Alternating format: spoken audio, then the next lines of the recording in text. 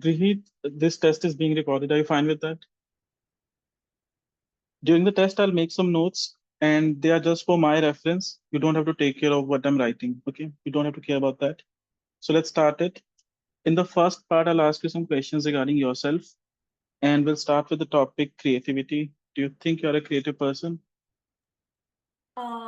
Yes, I totally believe that I am a creative person, especially during the COVID days when COVID was really a thing. I really, I used to paint and do a lot of artistic work to kill my time because I mean, staying at home 24/7 had nothing to do, and I kind of explored what are things I could do, and I really Okay. found my passion in painting. And do you think you were a creative person when you were younger also? Um, I believe so. I mean, not I really can nothing there is that can come to my conscious right now. Uh, from what I do remember, is that I know, like, especially during my elementary or my middle school days, whenever we used to have, especially acting related performances, I would make sure that I would be a part of it because if when we talk about creativity, Thank you. it's not okay. Have you tried to make someone more creative? Hmm. Actually, not really, but a person has influenced me to become creative. I had a friend in school. She's like really, really good, like extremely talented when it comes to drawing. Like her portrait sketches, her landscape paintings were exceptionally phenomenal. Thank you. We'll move on to the topic science now. What's your idea about it?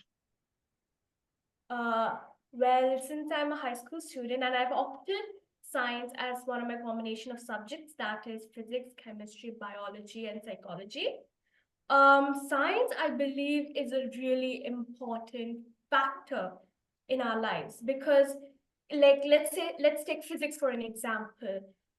Gravity, discovered by Isaac Newton. If it wasn't for gravity, we wouldn't know why are we, just casually just staying on the ground. Why aren't we Thank you. floating? And Would you want to study science further also? yes, of course. I mean, this that's the reason I have pursued these subjects because in my plan for my higher education, I really want to pursue medicine so I can fulfill my ambition to become a doctor. And even if I wasn't becoming a doctor, and my plan B would be Thank you. a pharmacist. Is there something that you don't like about science? Well, if you look at it, I really love the subject because the content and the history behind it is just, so vast, like it's never ending.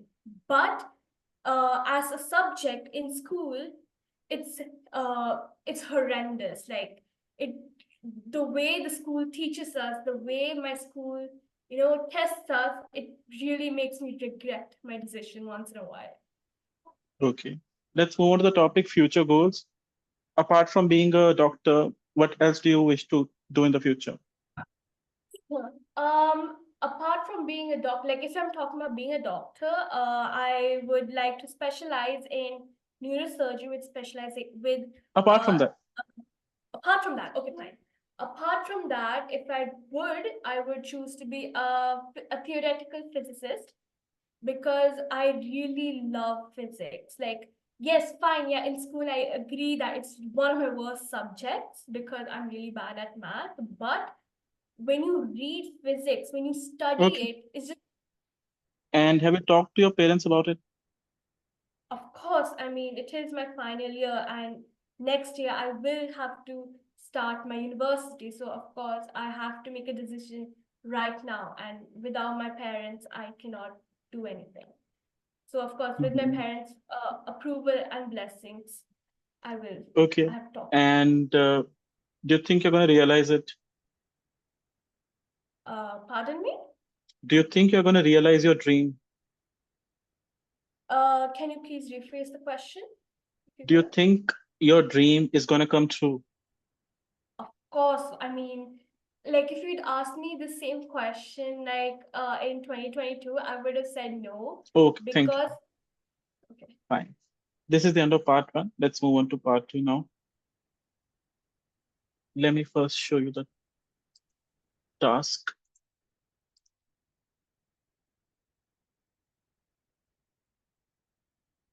As you can see, you have a task right now in front of you, and you have 1 minute to prepare for it, and you'll speak for 1 to 2 minutes. I'll tell you when to start and when to stop, so don't worry if I stop you. And you can take some notes if you wish, and your preparation time starts now.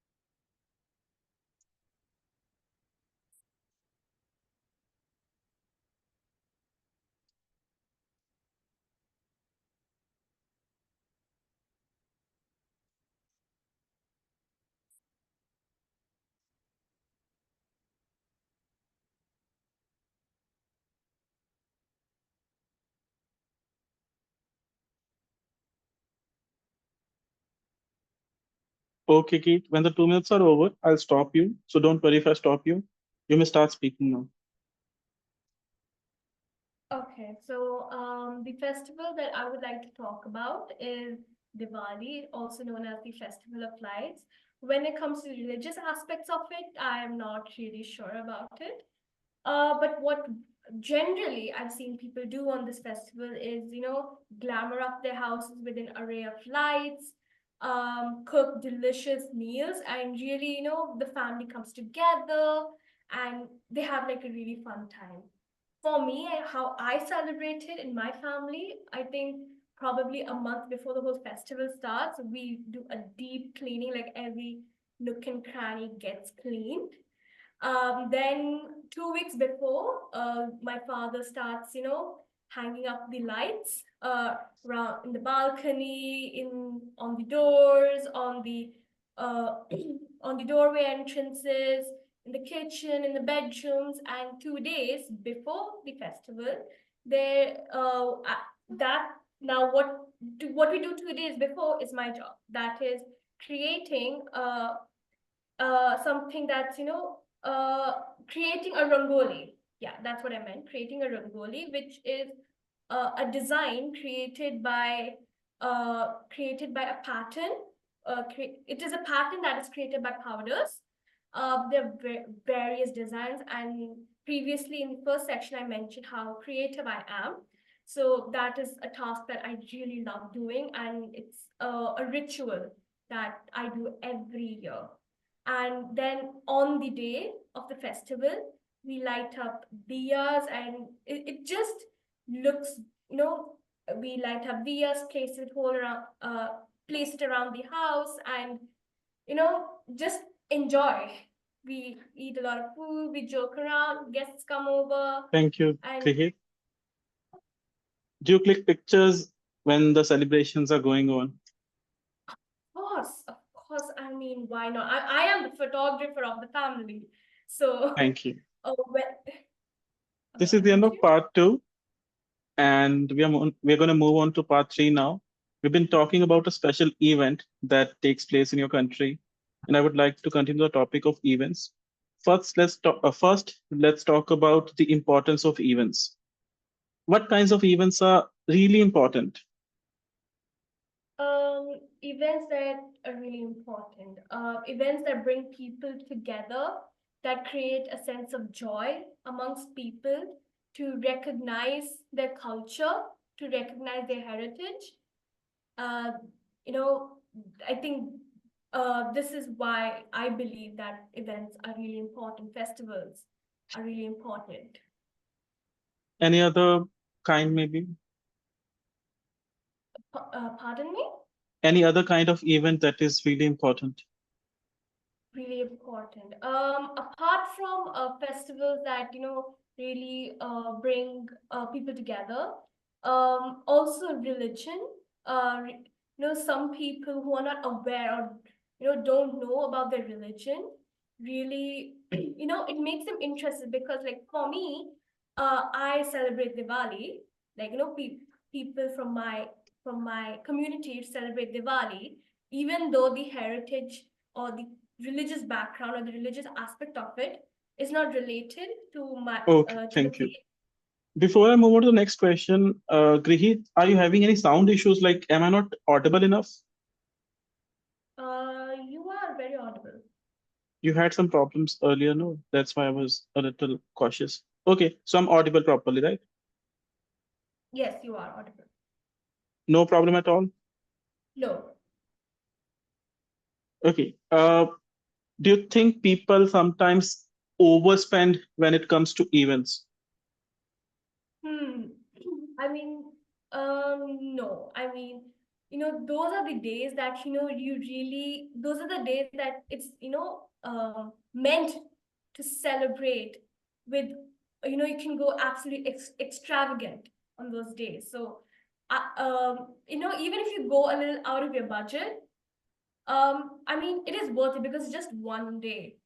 Am I right? Just one day. So I believe that, it's fine if one goes all out for a Can you particular event. elaborate on that a little, maybe?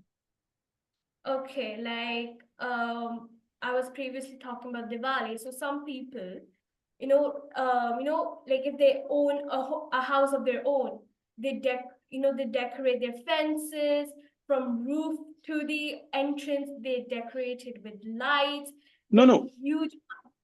As in, how is it not a problem to spend so much money on such decorative elements or maybe other things that are related to the event? How is it not unreasonable to spend so much money?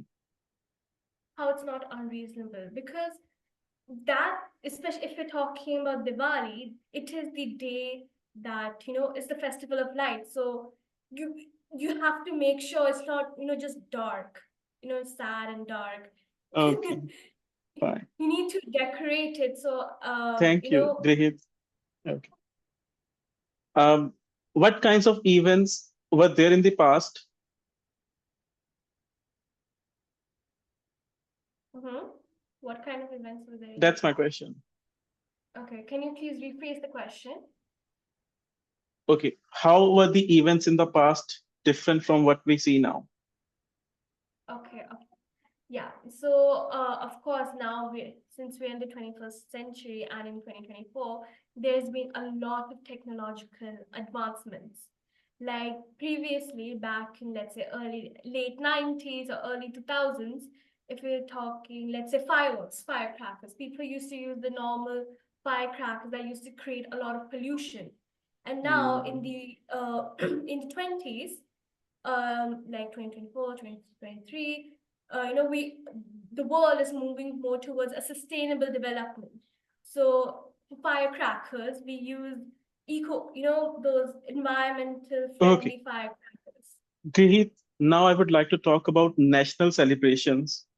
How do you think they are different from personal, as in events and all? First, national celebrations and personal celebration. Okay.